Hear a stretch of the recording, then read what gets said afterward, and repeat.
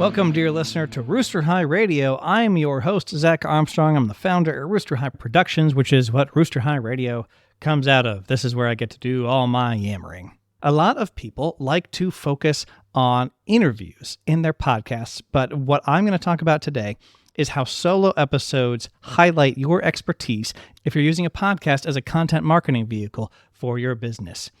That is what we're talking about today, so make sure you subscribe if you like this kind of content. If you want to hear more helpful tips and opinions on how to be running your content marketing, how to be making those processes efficient and worth it for you so that your content can build those relationships while you sleep.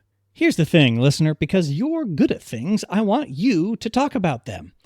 Talking about your expertise on a podcast solo can seem intimidating. It's a little bit weird just to talk into a camera, but you can get there, and it takes practice, and it's fine. As long as you're improving, as long as you're getting yourself out there authentically and you find a way comfortable, you're going to do just great, and you don't always need to interview somebody with your podcast. Now, there's a lot of amazing things about interviews, but we're looking at what is your overall strategy with your content marketing if you're using a podcast. Why are you having other experts on your podcast if your point is to be marketing yourself? And I'm not saying you don't get to show off things about yourself when you have guests on. There's actually quite a lot you can show about your brand. But solo episodes really help focus on what you're an expert in, on what your personality is like, especially as you engage with your expertise, with the things that are going to bring value to a client, as that potential client can say, oh, wow, they've really talked through all of these things with regards to their expertise. Now I really trust them. And they might not be getting that as much or nearly as much in an interview. Because when you cover a topic solo, it shows what you know. And if you're in the professional service industry like I am, talking is a part of your job. You've got to talk to clients. You've got to pitch clients. You've got to maintain great relationships with strategic vendors or repeat clients. You are used to talking and presenting well. And so this medium is going to be a natural fit for how you show yourself off to people. And of course, you can do this in all sorts of ways with social media. You know, you can go the more creator influencer route where it's edited videos on Instagram, this sort of thing. But what I'm talking about is the context of, like we talked about with podcast-powered content marketing in previous episodes, where you'll use especially a video podcast as a content factory, right? A content machine where you record it in batches and then you pull stuff out of it. And if you're talking about your expertise, the clips you pull, the content you pull out of this cornerstone, right, is going to be focused on what makes you good at what you do. I'll break it down with a number of principles that I think really point towards solo episodes as one of the best ways to show your expertise in this kind of a context. Number one, the medium is the message. This phrase was coined in 1964 in a book called Understanding Media by a Canadian communications theorist. And what it proposes is that a communication medium itself, not necessarily the message it carries, should be the primary focus of attention. So if you look at a medium that is being communicated through and say, okay, what is the use of that medium telling me, right? Let's think about a few examples. If I'm in grade school and I slip a secret note to somebody that says, do you like me, yes or no, that carries a much different message and effect. It is secret. It is sly. It is, I want to avoid attention. I want this to be done privately, right?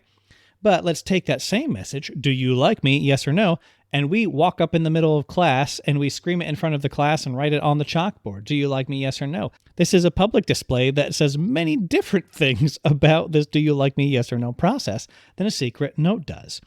So think about what a solo episode looks like for you. If it's just you and you're talking about your expertise, right? The medium says you are the expert. You are the one who has something to share. You have something valuable, something with utility that you want to give to your audience. And so you're going to hand it over to them and you're going to focus on the good thing that you do and handing that over to the audience. Now, interviews are great, but what that says is you are bringing somebody else on to interview them and honor them. And that is great. And that has a place in this entire content strategy, right? And when you bring them on, you get to show off how you are empathetic, how you are an interviewer, your connection with this person, right? So interviews are great, but this interview isn't going to focus in your content on who you are and what you're an expert in. Another big factor that's really important when you're doing a solo podcast episode, especially for content, is the rule show, don't tell. This is an old rule that I heard when I came up through the theater, of all places, and it's all about don't just tell somebody something, but actually show it to them, right? Think about it in a personal relationship. If you have a significant other and you tell but you don't show them that you care for them, if you simply say it, but you don't split the housework, you don't look out for them when they're sick, you go out to the movies without telling them or anything like that. You have told them you care for them, but you have not shown it. So go ahead and show it. And what you want to do in your content is show your expertise instead of just saying you're an expert over and over again.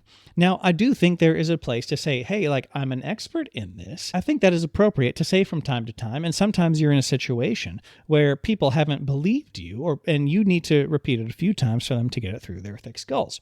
I do think it's okay to tell in there, but what's most important is going to be showing. Because when you show your expertise through what you talk about, right, you actually walk them through a process. You show them what's going on with this process where they're going to get that value out of what you say. They're going to say, oh, that is useful. That is going to change the way I do this thing. This does enrich my daily life to know this from you. Or that is a great bit of strategy where I'm now going to change what I do, and my business or my personal life, my finances are going to be better because of it. You have now shown them you're an expert, right? So show, don't tell.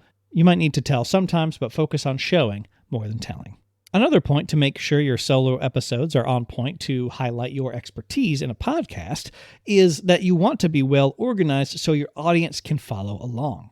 This might take the form of a worksheet you do ahead of time, an outline in Google Docs or something like that, but you need to organize your thoughts in a way, even if it's just mentally. If you're very good, you can do that, but you need to organize your thoughts so that the final product is a clear journey that you take your listener on. Because when you do something like a podcast, you have to advocate for your listener. Now, it's okay to know who they are and just speak to a specific group of people, right? But you need to know who they are so you can advocate for them a bit. If you just talk and willy-nilly bounce all over the place without any clear focus, especially in a solo episode, maybe it's entertaining in an interview if you and your host have great chemistry. That's where the value is then, right? But if you bounce all over the place and you're not well organized in a solo episode, your expertise is going to get muddied. Even if everything you say is good and you're showing that telling, if it is bouncing all over the place, if it's not well organized, the people are going to have a tough time following exactly how you say it. So a little bit of organization goes a long way so you can walk people through whatever process you are explaining, whatever how-to, whatever wisdom you are sharing in your podcast. And lastly, related to being an advocate for your listener, is that on your podcast solo episodes, remember to know your audience so you can speak to them specifically, but don't be afraid to explain jargon in case somebody doesn't know what it means. Now, jargon specifically is words or expressions that are used by particular professions or groups and are difficult for others to understand. I did have to look that up a while ago to figure out what it actually meant after years of using it. Fortunately, I was using it correctly. So don't be afraid to explain some of the concepts. Even if you've explained them previously in the podcast, people might be jumping in just at this episode. That's why it's important to introduce yourself at the start and say what you're about, right? So remember to advocate for your audience a little bit. You don't have to speak to everybody. Your podcast isn't intended for literally everyone in the whole world. But you can explain some jargon in case you want to ease people's entry into your subject matter, right? And I think it's a good thing. A seasoned person probably won't mind an extra 5 to 10 second explanation of a phrase or an acronym, right? So make sure you've got those clear so that your listener can follow along in an audio first format. So to showcase why a solo episode really is good for building trust with people by showcasing your expertise and what you're good at, think of when you've gone to a town and you've hunted for a new car mechanic. I don't know a lot of car mechanics with podcasts, but hey, maybe that's a space we're breaking into. And you've moved to a new town. This is something I've done a lot. I come from a military family. And you need to know what car mechanics you can trust. Now imagine if you got to a new town and there was a podcast you can listen to where various service professionals were talking about how they do things. And you got to hear a car mechanic, and you got to hear this car mechanic say, here's my philosophy about cars. Here's how we serve people. Here's how I train my people. Here's what I care about in my community. Wouldn't that be such a great, appropriate shortcut to knowing that person's expertise? They've worked on these kinds of cars for this long, and they've encountered these problems. What is their favorite story about a car that came in with a problem that was difficult to solve, right? That would really get me on board with a mechanic so quickly, instead of having to either ask friends, which is always great, of course, word of mouth, powerful marketing, always the most powerful marketing, or jumping around to other car mechanics to try to get a sense of who they are. So remember that you can use a podcast like this, a solo episode, to focus on your expertise so that people trust you, both in your personality and in how good you are at your job. This has been Rooster High Radio, the podcast arm of Rooster High Productions. I am the founder over there, Zach Armstrong. If you want to get in touch with me, check out the website, roosterhigh.com, or email me using zach@roosterhigh.com. I'm all about helping service businesses with podcasts make it the most effective version of it they could to maximize the leverage you're getting out of this amazing medium. So get in touch with me if you have any questions. You can see the kind of offers we have over at roosterhigh.com and the kind of work we do.